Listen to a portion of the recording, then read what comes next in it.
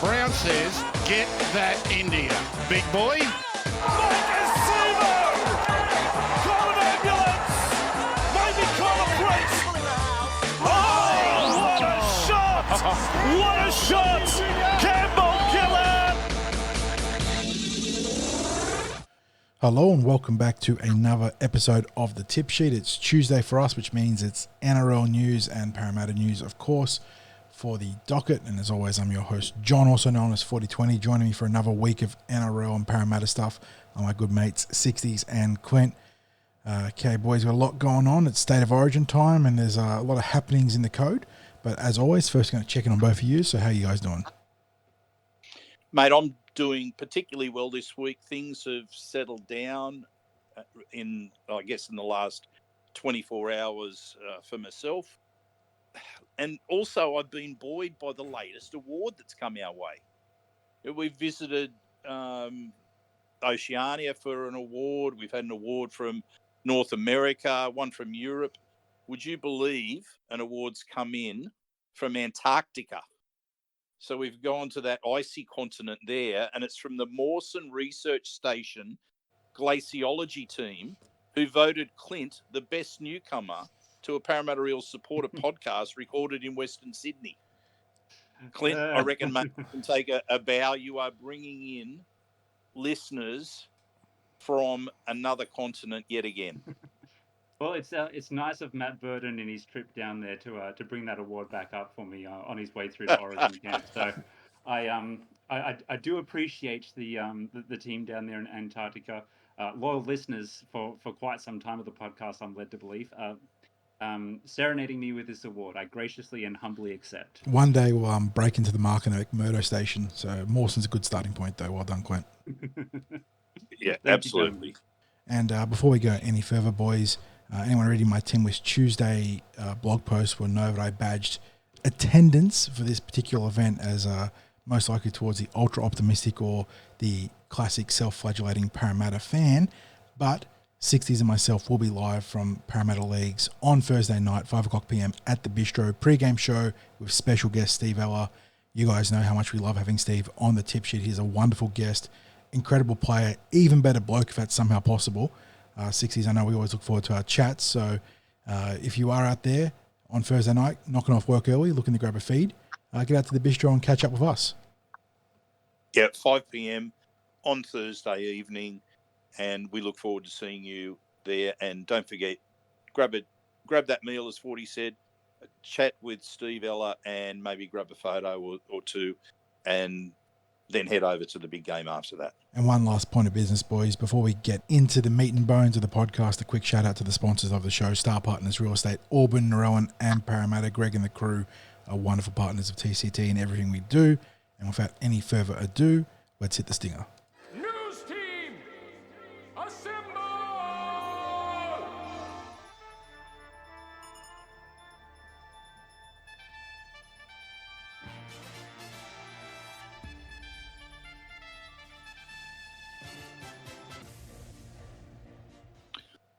Well, fellas, normally we kick off the Eels news with other aspects other than the team list before we launch into team list news.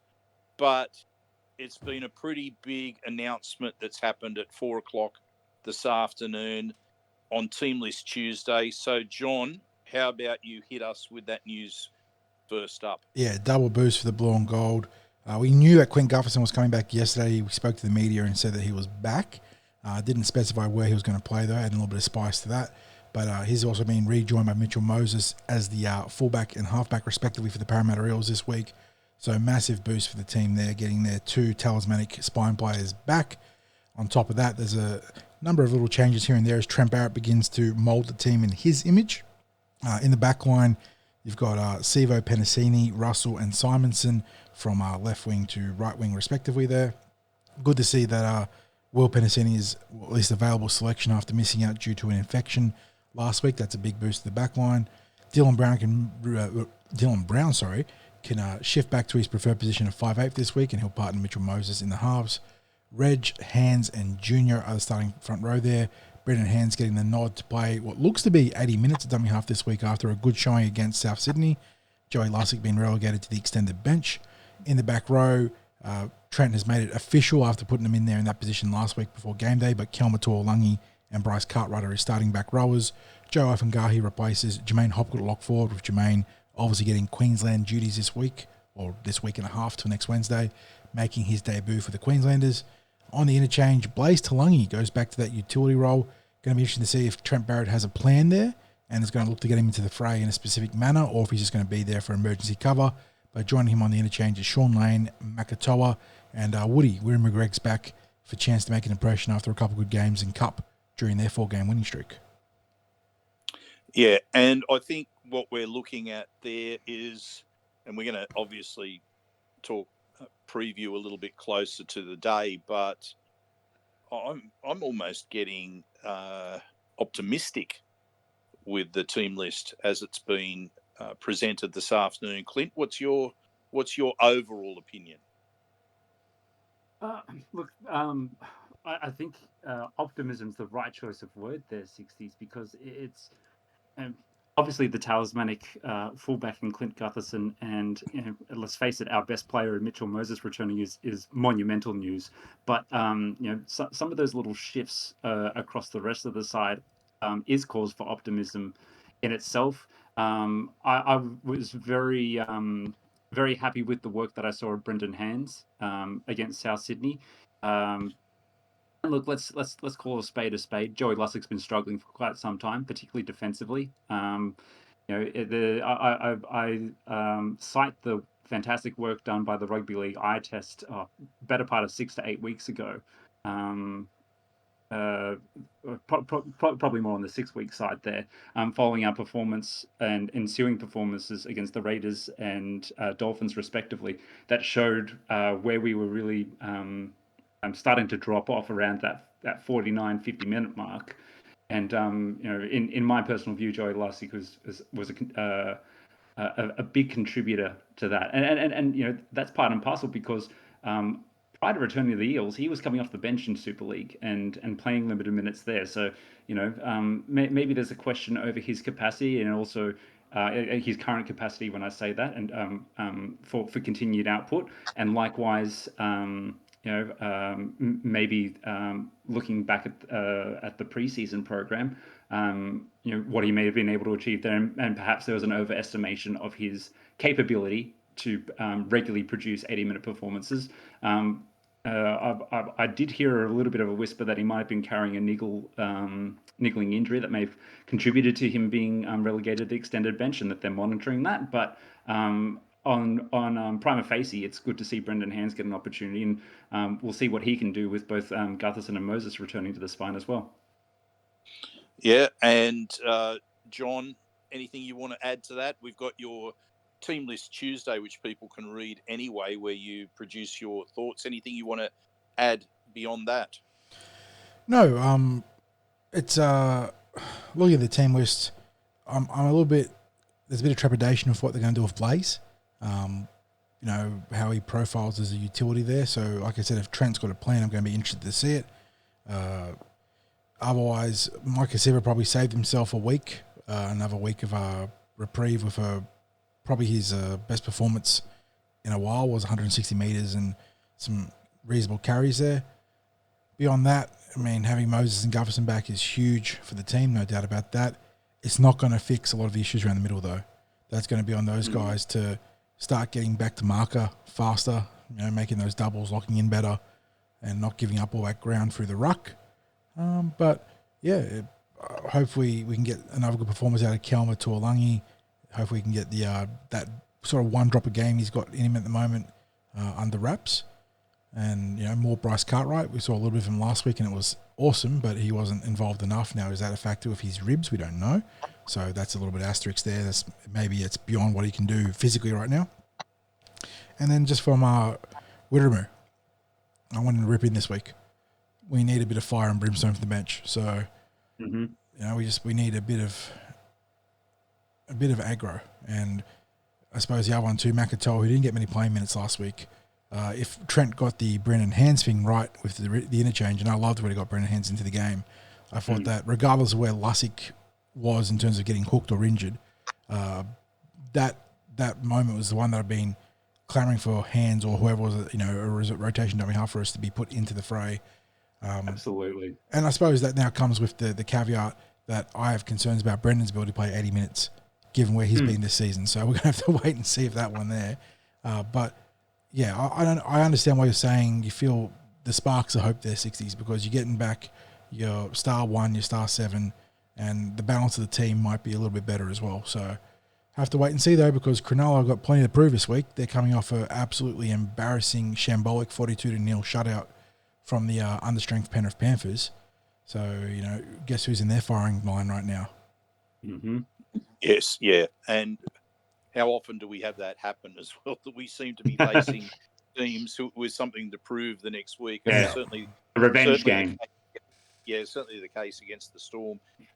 Look, the only thing that I'd like to add as a bit of context is, first of all, I might have liked to have seen a couple more changes, but the reality is that it's a 5-day turnaround. I think they'll get one field session this week, which is likely to be the captain's run as well. And there just isn't the preparation to introduce players, and I'd suggest especially debuts, when there is already going to be the not forced changes, but the expected changes with the return of star players. And just on the return of Woody to the first grade team, he had probably, no, not even probably, I will say definitely, his best game in New South Wales Cup this season on the weekend in his side's victory over the Rabbitohs. And I'll talk a little bit about that a bit more when we do our quick final takes of last weekend's Eels matches. Boys, let's press on. And there was great news for the Eels with the selection of Jermaine Hopgood in the Maroons team. John, would you like to give your takes on that first? Yeah, well, I think Billy Slater has had his eyes on Hopgood for a while, because that's been not even a rumour. It's been part of the sort of news cycle for the Queensland press for well on a year now. So he clearly has something that he really likes in Jermaine, and obviously being Para fans, I've seen plenty of good with Hopgood. Geez, that's a sentence there, isn't it? And look, I've seen some criticism of Jermaine this year, and pretty much you can have some valid criticism for all players this year at Parramatta Eels, no doubt. But looking at him mechanically, I think he's actually playing a pretty good role, at least what's been asked of him, as that sort of middle half or fulcrum through the ruck. He is playing with a good pace, attacking the line, mixing up passing before the line and offloading and running. But I just don't think he's getting much support from his other middles. And he's I wouldn't say he's outright creating opportunities, but he's creating attacking looks that should be asking questions, but they're not being supported. So in that regard, I'm not surprised that he's been looked upon favourite by Queensland, who love high energy forwards, love working and hunting in a pack and creating opportunities through the middle on the back of a torrent of aggression and pressure. So he fits really nicely into that mold. We know he can be a high work rate forward and slip into tackling and rucking and whatnot as well. So I think it's a deserved selection. I think he's going to be very good inside the Queensland infrastructure. It's just a shame that Billy Slater loved him for Origin, but didn't love him enough to come to Parramatta. So that's my only gripe there. Yeah, Clint, do you want to add anything to this? The great news about Hopgood's reward for his form for Parramatta.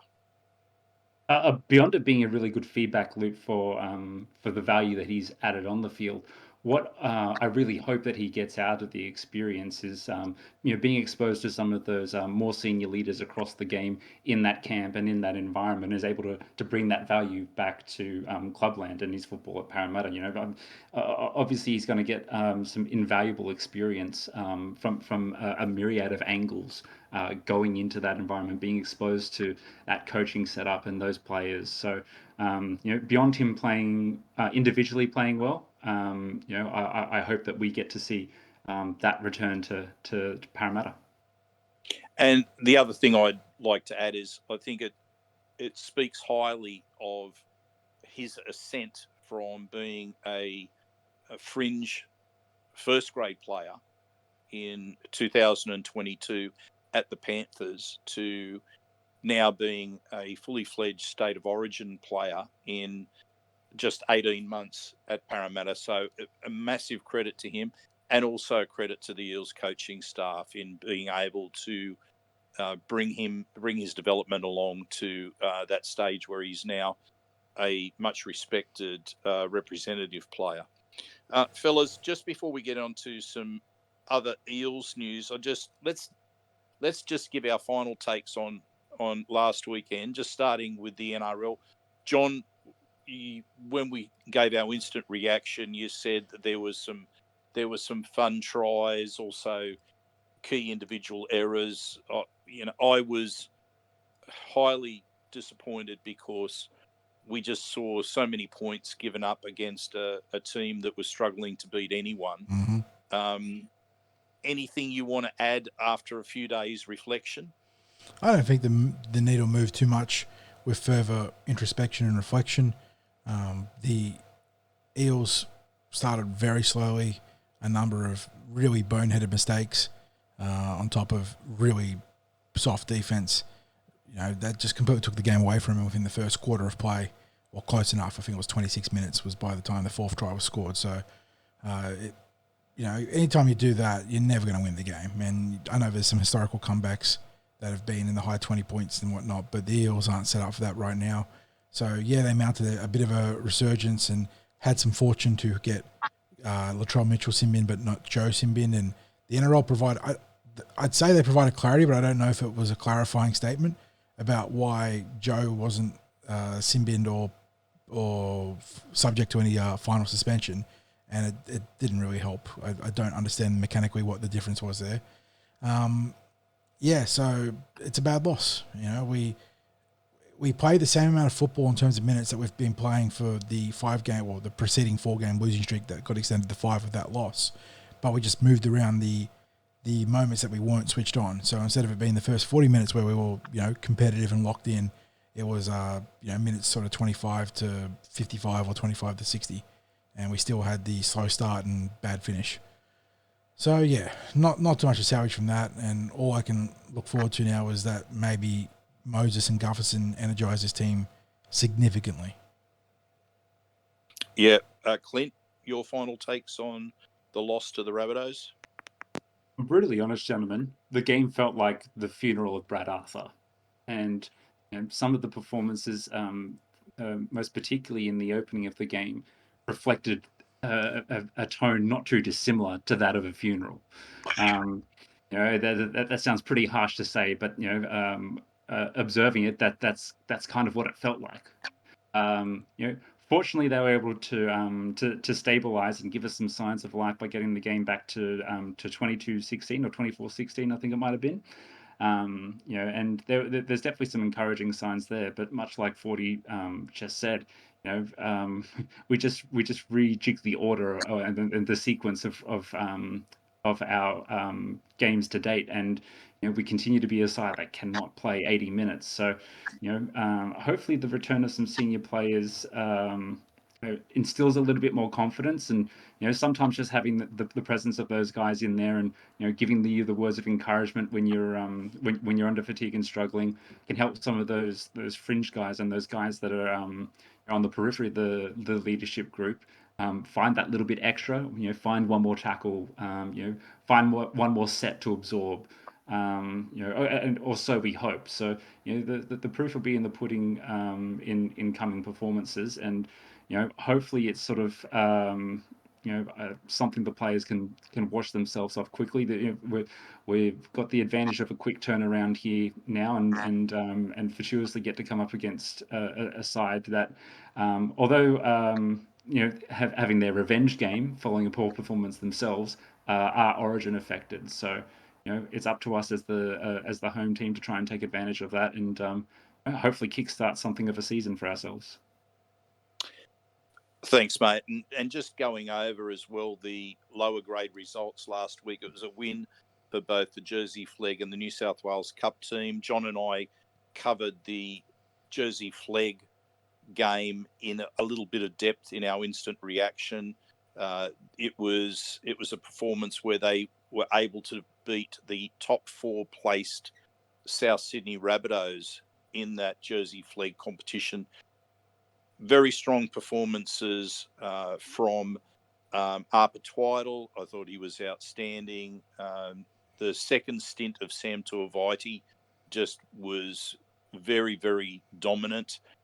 Saxon Prite, great motor throughout the game, and the work of Muhammad Alamuddin since he's been elevated from the end of the SG Ball season up into the Jersey Flegg team he's certainly been kicking a lot of goals.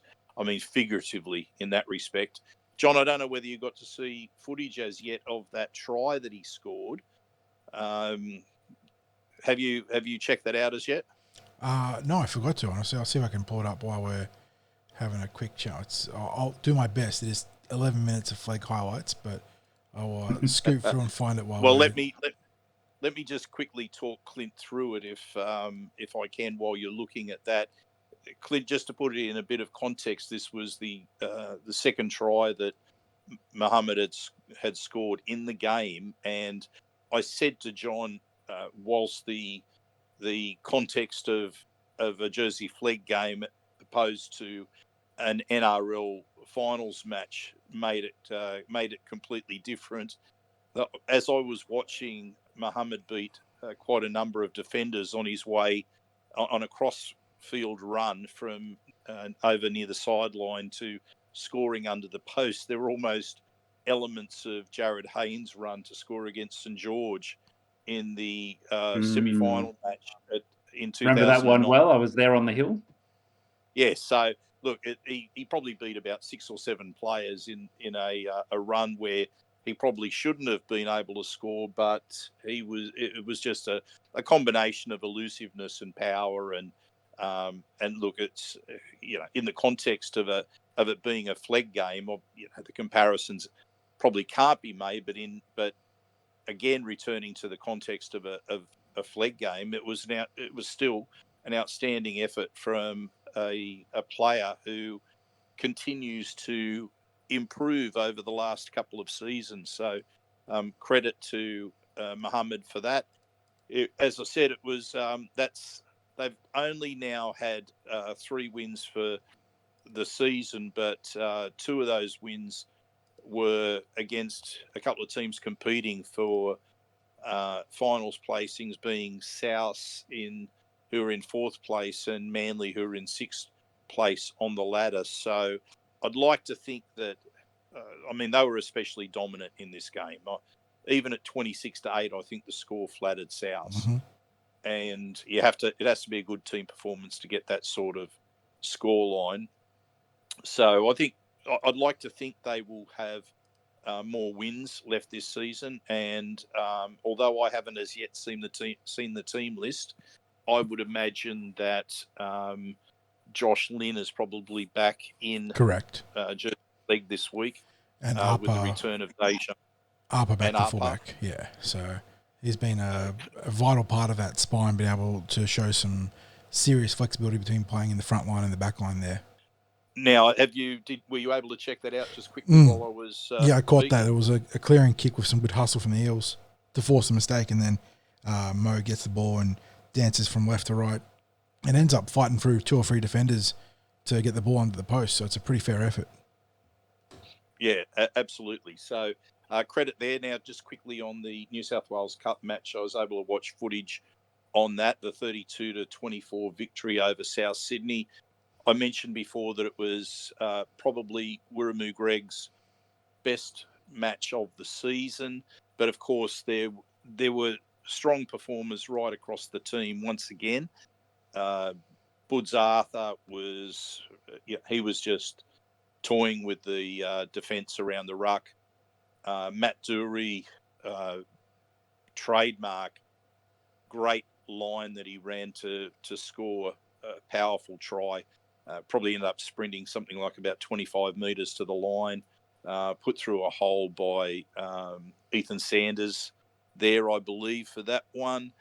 In fact, the spine, all of the spine did well. It wasn't just wasn't just Woods Arthur. I thought the spine combined quite well. Unfortunately, a little bit of bad news for the team in that Ethan Martin picked up an injury. Our mail is that it's a hamstring, John. I believe so.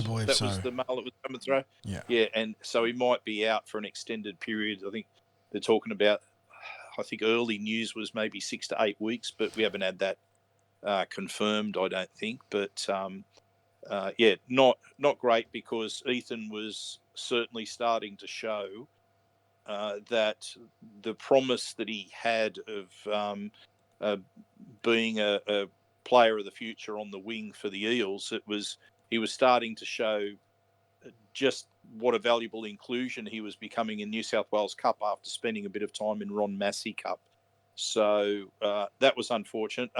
Luca Moretti, again, quite strong. Charlie Geimer, along with Woods, he's going to be, he is pushing for a debut this season. So we'll see what happens there. But as I said, strong performances right across the team. It's even though I'm singling out players, it's obvious that this team is enjoying playing together. You can see great spirit in the team. They've won 5 of their last 6 games. So let's hope that continues.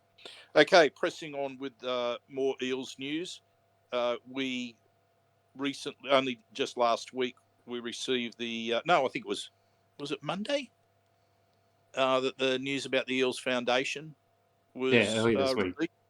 Yeah, only this week. Yeah, the Eels Foundation. Now, it anchors aspects such as the club's academy and pathway programs, the new Centre of Excellence and Community Centre, and the Eels social impact and community program. So yeah, all of those things are anchoring the program.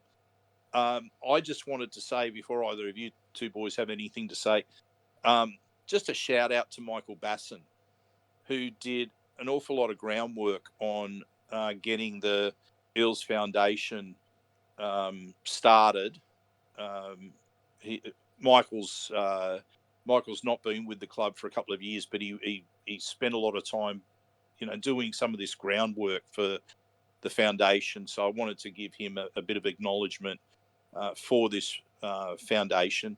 You can read more about it by visiting the Eels official website, or just typing in the Eels Foundation, or the Para Foundation, I think it might be technically by name. But yeah, you can Google it to get more details from the Eels official site. But these are sort of areas, especially with community and social impact, that sort of thing, that the Eels really do excel. Clint, do you want to add anything to that? Yeah, look, I think it's an important move for the club, because it's beyond the social impact aspect of it. We focus on the on the academy and the Centre of Excellence first. This is where members, fans, corporates, people with deep pockets, again, if we're being honest, have the opportunity to contribute to by investment the future of the Parramatta Eels. So, it allows us to not only target but nurture the best 13 to 19-year-olds out there in the rugby league world for both men's and women's footy. Likewise, it's adding to hopefully, I should say, what will be the foundational work of the establishment of the Centre of Excellence when that eventually opens. There's a big pocket of money and investment that's gone into that already, but we shouldn't be limiting ourselves to that being a one and done deal. A part of expanding the program is also expanding the facilities. So we need to be able to leverage as many assets and stakeholders as we can to continue to drive continuous growth and improvement in that space as well. And of course, as you mentioned before, 60s, the social impact. Obviously, there's going to be a focus on mental health, keeping kids active in the community, and participating specifically in rugby league programs driven by the club, as well as hopefully driving a culture that actually represents everyone within the club. And that's inclusive of the members and fans when we say that, because they are part of that community. Yeah, the work that's going to happen in the club's Academy and Pathways program, it's something that I'm going to be writing about in a spotlight feature in the next week or two. So I'll comment on that a little bit later. John, anything you want to add? Yeah, this kind of falls in line of some of the stuff that we've worked with the Parramatta Leagues Club with 60s, in that the Eels, both as the entity that is the Leagues Club and as the PNRL, have a mandate to give back to the community and to better the west of Sydney and beyond too, given that they've got initiatives in Darwin and elsewhere. What they're doing at Kellyville shouldn't just make the Eels better on the rugby league field, and obviously we want that to happen desperately to make the Eels a real powerful powerhouse in the game, but the community centre, the initiatives that they can get going outside of that or inside that precinct, means that they can really be the heartbeat of the West, and they can do a lot of positive things. So good to see the clubs trying to kick the footy on this one and get the ball moving, because this is a big part of what it is to be a Parramatta Eel, not just as a player but as a stakeholder, as a member of the community. Well said, mate. Okay, and we press on. On a sad note, last week the club informed us all of the passing of Don Tosh, who was Eels player 91. He was the halfback between 1953 and 1957. I think he played something like about 62 games.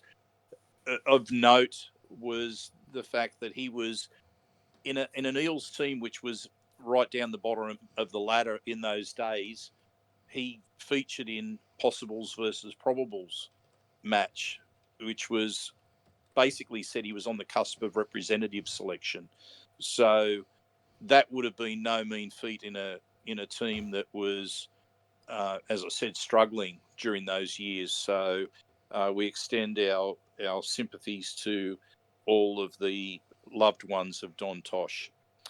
Finally, fellas, as we move to the end of our Eels news, I want you all, want both of you, to give me a quick take on any favourite that you might have, not favourite, but who you would like to have serious consideration for Eels coach at this stage, if you have any thoughts. I'll just kick off. I'm probably early leaning towards Josh Hannay.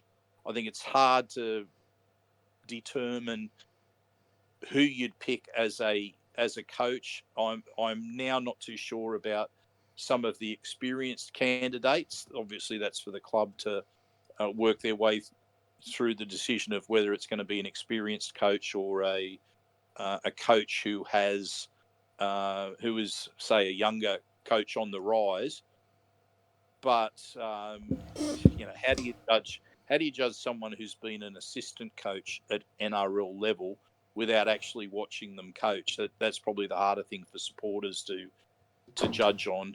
I guess they win the job based on what a lot of us have to go through in job interviews, on the interview process and on references, and I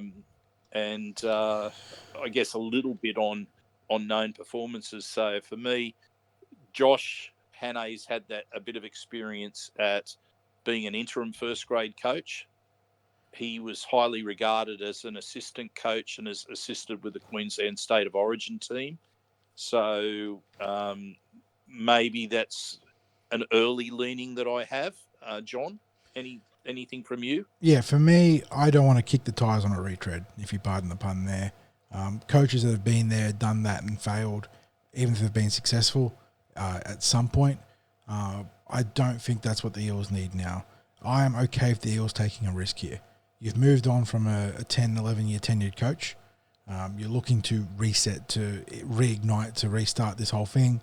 So I think going for a rookie is fine. I think making a mistake on a rookie is okay, because that's the reality it is. Some rookies work out fantastically, some don't when it comes to coaching. So Josh Hannay, I'm probably warming up to him.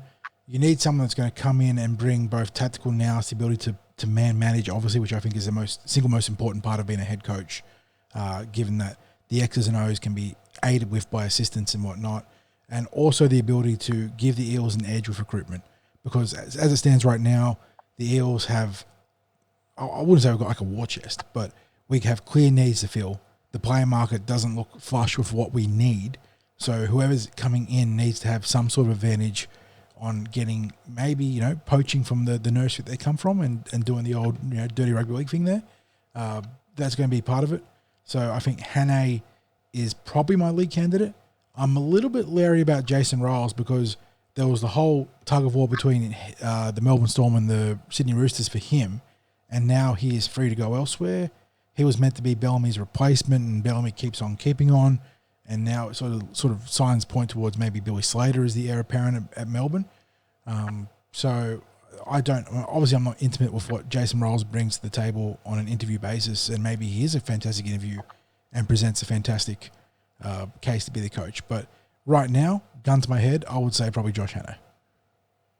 Yeah, and of course the mail is that there will be players from Parramatta that may be moving on at the end of this season. If you're talking about a roster reboot, it may be the ideal time to introduce someone who is a rookie coach, as you say. And the other thing, sorry, before Quick goes, the other thing I was going to say, and I know it's little and it shouldn't make much of a difference, but it wasn't lost on me that Josh Hannay is publicly hungry for this job.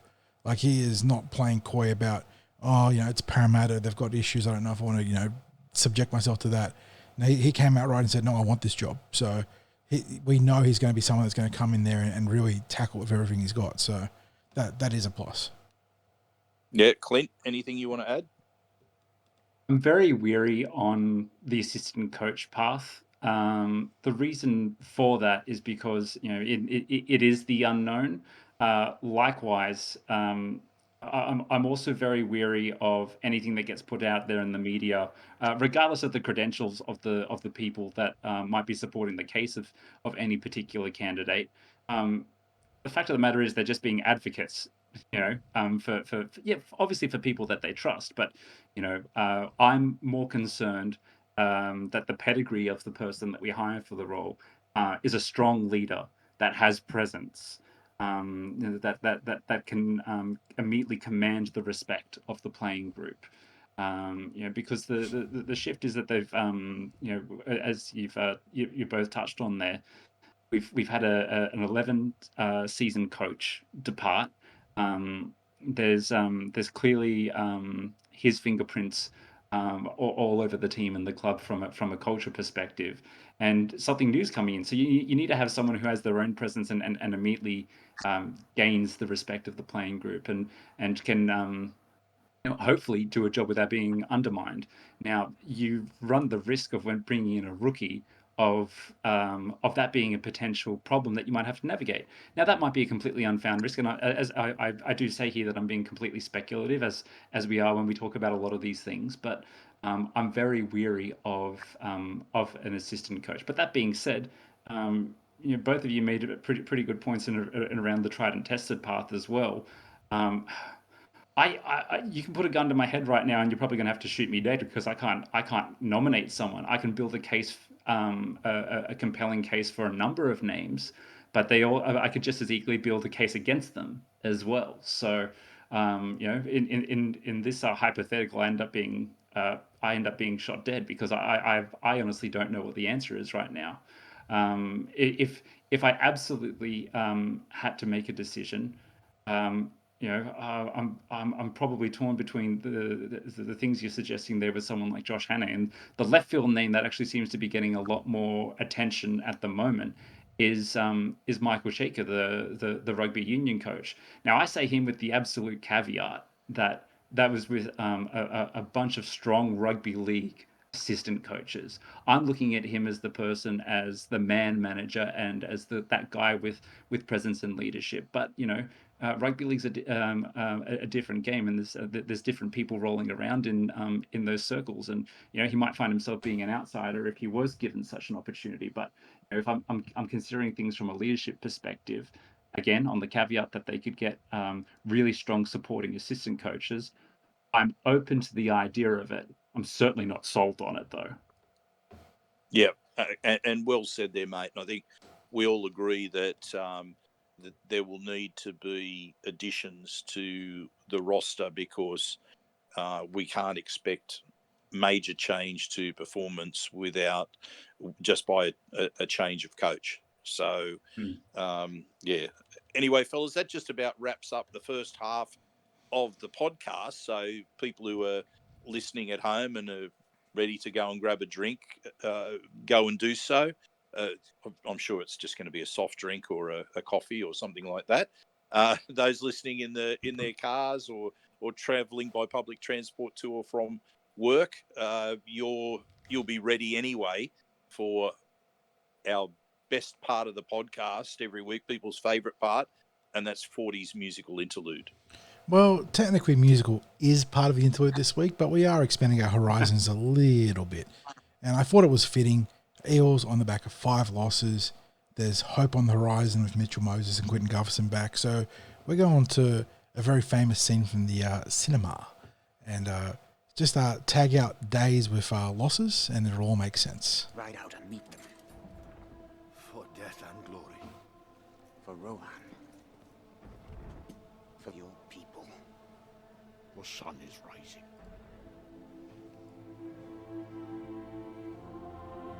Look to my coming at first light on the 5th day.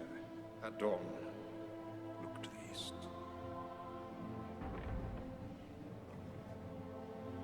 Yes. Yes. The horn of Helm Hammerhand shall sound in the deep. One last time. Yes! Let this be the hour when we draw swords together.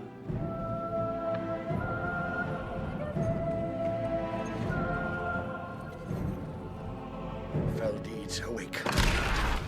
Now for wrath, now for ruin, and the Red Dawn!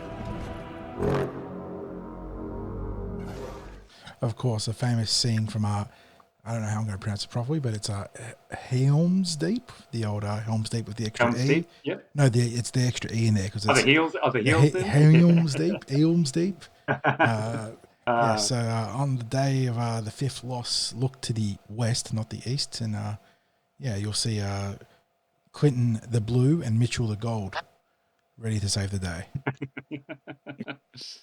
Well done.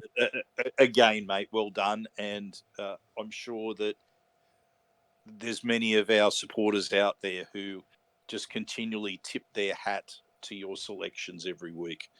But now we press on with the NRL news.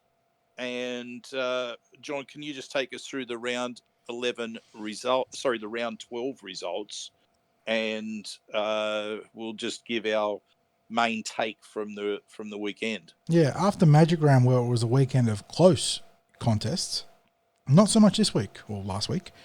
Starting with the Bulldogs annihilating the Dragons, 44-12. Way too good in the day there. Although the Dragons did have some issues in this game, losing centre Jack Bird, and who else did they lose in this one? There were 2 players they lost. I can't remember the second player, but also Zach Lomax spending some time in the sin bin for a professional foul. But yeah, big game there for the Bulldogs. Cowboys too good for the Tigers, 42-28. Manly and the Storm played out a close one with the Seagulls prevailing 26-20. Roosters blew the Raiders off the park, 44-16.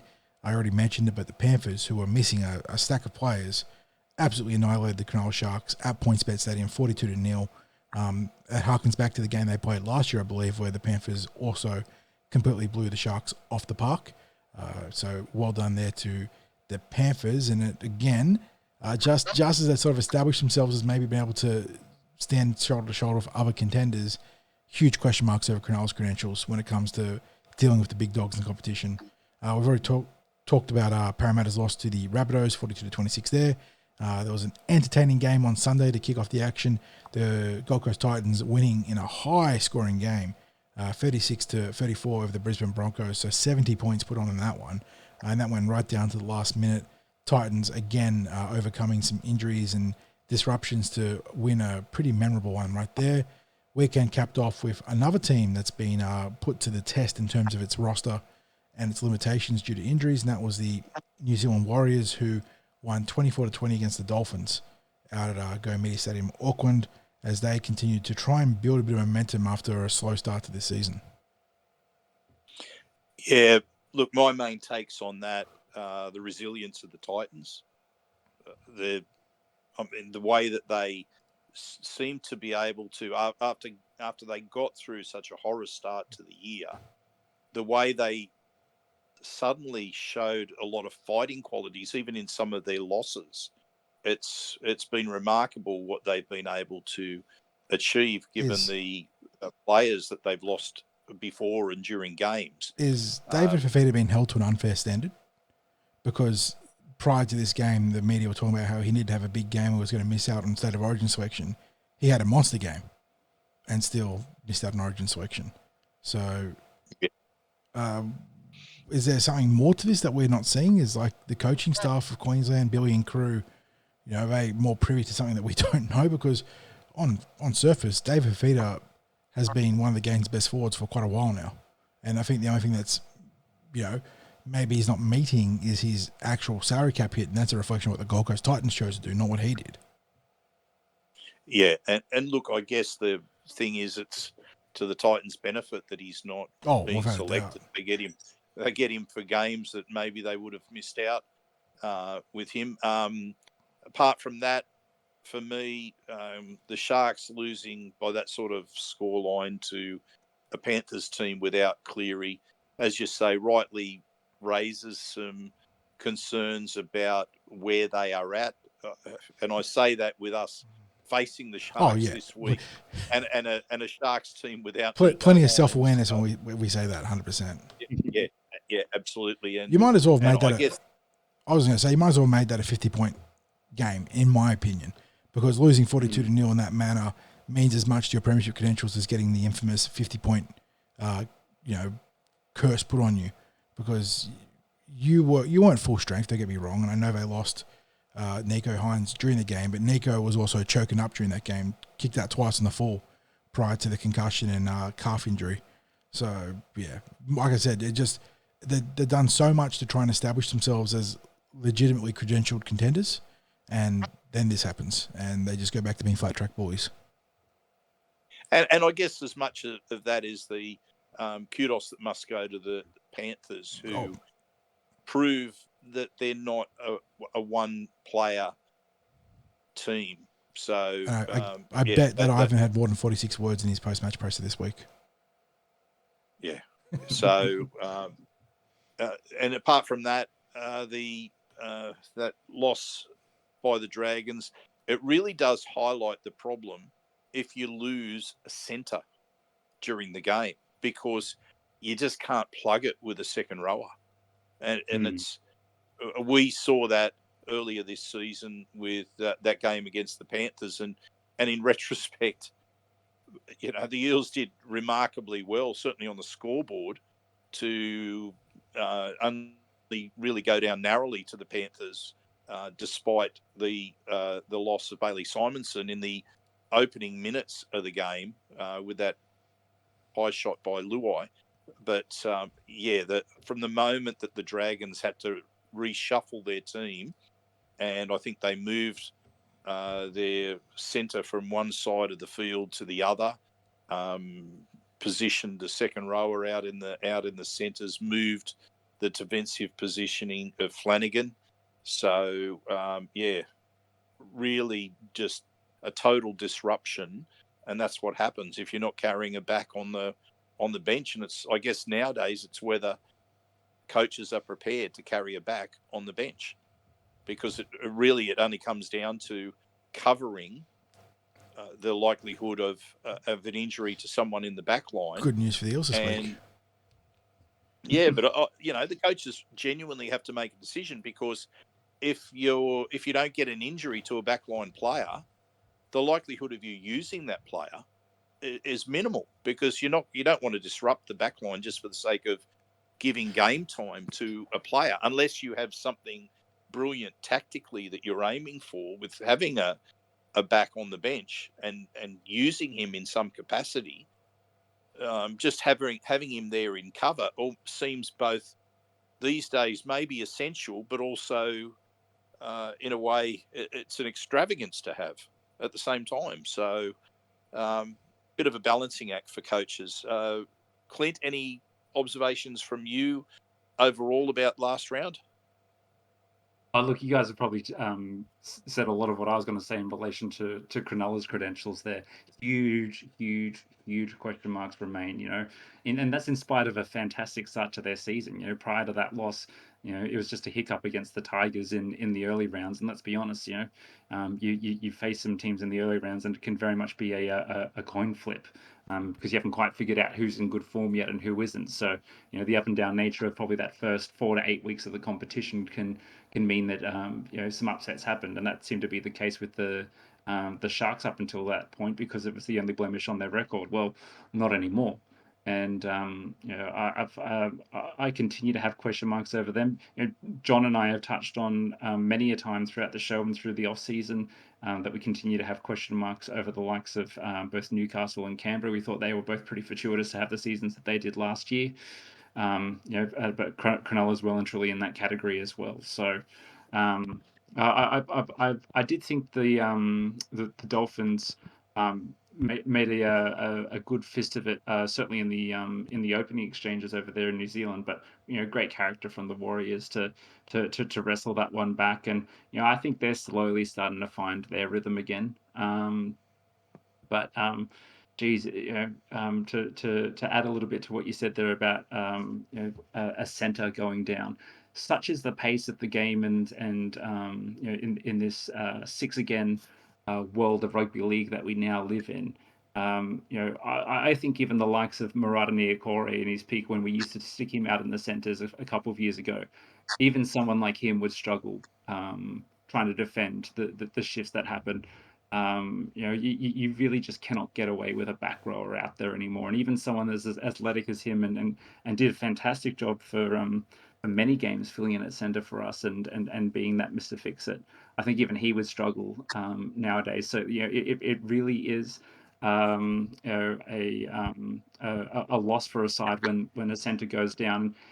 I know I harp on about not changing the rules or tinkering with the rules, but the fact of the matter is, if you're a side that's affected, like the way we were in round 2 that Bailey Simonson went down, you're actually affecting the quality of the product, because it's not just a weakness or that can be targeted and exposed. It actually makes the game, from a supporter's perspective, unenjoyable to watch, because you know what's coming and there's not really anything you can do to stop it. You just have to kind of accept your fate, and that sucks. That sucks as a viewer. That sucks as a fan if it's happening to your side. But even as a neutral watching that, you just see that happen, and it's it doesn't add any value to the quality of the product, because the competitiveness of the game is removed by virtue of an incident like that happening. So, I do wonder whether we should examine, in the event that a team is affected like that there might be some type of I guess measure put in place where they can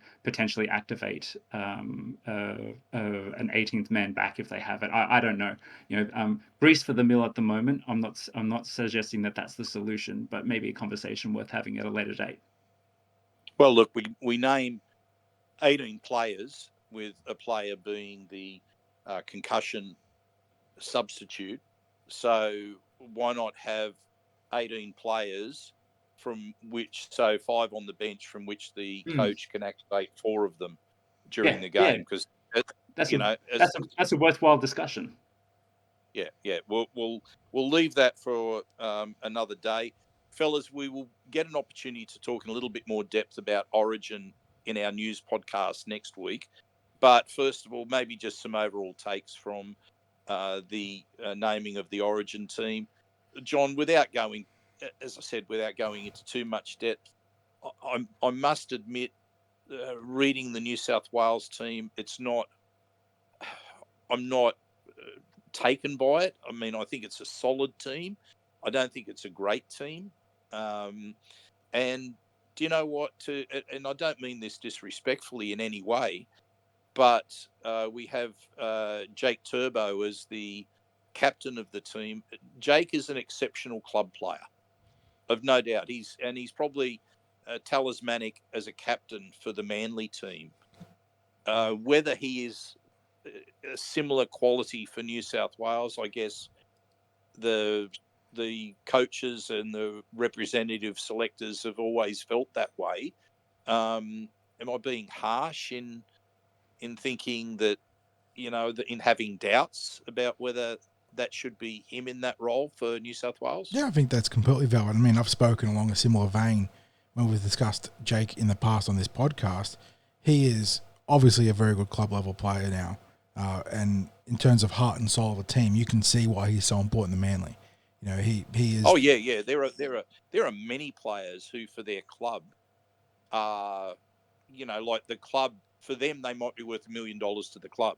They mightn't be worth the same money on the open market. Mhm. I'm not suggesting that Yeah. you play it, But I think that Jake very much fits that mold. And yeah, look, Queensland, they beat you on energy and desire and pressure. And I think that Jake might have the desire because, he's a goer in that regard. But in terms of his impact, in terms of the energy, and in terms of his ability to, make an impact for 80 minutes in, the gladiatorial arena that is Origin, I do have significant questions. And it on a similar vein, it cracks me up that New South Wales, and I understand there's a new coach, there's a new vision, but New South Wales are willing to carry James Tedesco through a couple of years of mediocre form, only to drop him when he gets back to close to his best this year. So that might be the most New South Wales thing I've ever seen in terms of Origin. And look, cutting Teddy for Dylan Edwards, again, there's a meritocratic discussion there about who's in better form, and Dylan has certainly been one of the form fullbacks of the competition for a number of years now. My only argument would be is that in terms of age, I don't really see Dylan as the heir apparent to Teddy. They're kind of not in the same bracket of a generational class in there, but they're not too far off. So if New South Wales had gone for a younger option, if they had an option available there, maybe that would have been more compelling for mine. The only selection I'm really upset about outside of that, I know there's talk about Swali'i and his, should he be there because he's going to the Union, don't care, pick the best player, whatever. The halves I'm not really impressed with, but again, options are pretty bare, so you make do with what you got. I would have 100% taken Appy Coruscant over Reece Robson, and that's not a knock on Robson. That's a reflection of how good Appy is. I like the two edge back rowers. I wouldn't pick Cam McInnes. Again, a guy that absolutely busts his ass at club level and plugs a hole fantastically there, but I don't like the fit for Origin. Bench is okay. I don't like Isaiah Young on the bench, sorry. That is a real head scratcher. You either pick him to start at lock, and in law of Cam Murray being available, I think that's not a terrible pick. I think Cam Murray's the better state of Origin lock in a head-to-head, and I think you pick one of them but not both. And in this case, picking him on the bench is bizarre for mine. But Olakwatu, Lenu and Young are all impact forwards, that's okay. Luke Keary being in the squad is a reflection of how bad things are in the halves for New South Wales right now. And yeah, I suppose on the whole, Maguire's done a reasonable job not picking a brain-dead team. So well done to Madge there. Yeah, Clint, anything you want to add? Circling back to Jake Trbojevic, gents. He is absolutely the heart and soul of Manly. I'm sure if you went to his house, you'd see he's got Manly bed sheets with matching pajamas, and he wears them every single night. That's how Manly he is. But if I look at the stat line of what he's produced the last couple of years, obviously he's picked for his defense. His tackle efficiency, I think, has always sat around the 95% or higher for his career. But he hasn't averaged over 100 meters per game since the 2021 season. And when he did that in the 2021 season, it was 109 meters. So we're talking 2.5 going on 3 years now where he hasn't been able to average over 100 meters. Now, I get he's not that type of player, and he's brought in for his defense. But the other side of offense, he hasn't had an offload count that's been in the double digits since 2018. Last year, the last 3 years, last 3 full seasons, 2023, 1 offload for the season. 2022, 2 offloads for the season. 2021, 1 offload for the season. Now, I get that he's he's viewed as a passing option through the middle there. But geez, like we're giving the captaincy to a guy who it's purely defense and effort, and sometimes you do that, but in this arena, you need to be a triple threat or at least a double threat, and I have no doubt that he'll have plenty of energy in those opening exchanges. But as Forty touched on before in relation to Queensland beating you with effort, you got to be able to have that same effort in the 70th minute, and the 75th minute, and the 79th minute. All the way through to the full-time siren going, and captaincy and your leader, that's a role that you want on the field the full 80. And I don't expect Jake to play the full 80, but even if they did, I'd have questions in his capacity and his effectiveness in doing so. When you look at that stat line at NRL level, we essentially picked a glorified defender, and that is important in the 6 again rugby league world that we're in at the moment. But as we know, the referees tend to put the whistle away and allow a little bit more free flowing rugby league in the Origin arena. So I find myself creating a bit of a case here of questioning whether that was the right decision to make. And maybe it's just a case of the intangibles that we aren't as aware of that he brings to an Origin camp and to the dressing sheds and to the players who play alongside him. So we say that with the greatest respect. And as I said, we'll talk a little bit more about that next Tuesday. Just finally, boys, wrapping up the news for this week. The NRL has issued Braydon Trindall with a breach notice for the incident where he was caught with drink driving. And I think he's got something like 5 days to respond to. Still eligible to play this week, though. Very conveniently. Yeah. Interesting. And just on players not doing the right thing or very much doing the wrong thing, I should say. Taylan May has been stood down indefinitely by the NRL for the domestic violence charges that he is facing. And his court date isn't set until March next year, so he could be out for a good chunk of next season by the no-fault stand-down protocols as that goes through the mechanics of the judicial process. So that's a big one there. I think there's already talks about Penrith maybe preparing to cut ties with him, obviously pending any sort of verdict or evidence coming out. That's a big one. It's his second date with the court system, two separate charges, but both of them, a bit nasty. So maybe that is going to be the case, John. Well, fellas, I think that just about wraps up everything, unless there's anything late breaking, John. I think we've reached the end of a crowded news episode as usual. But what have we come in at? We're just over the hour, so incredibly efficient here for us by our standards. So well done, boys.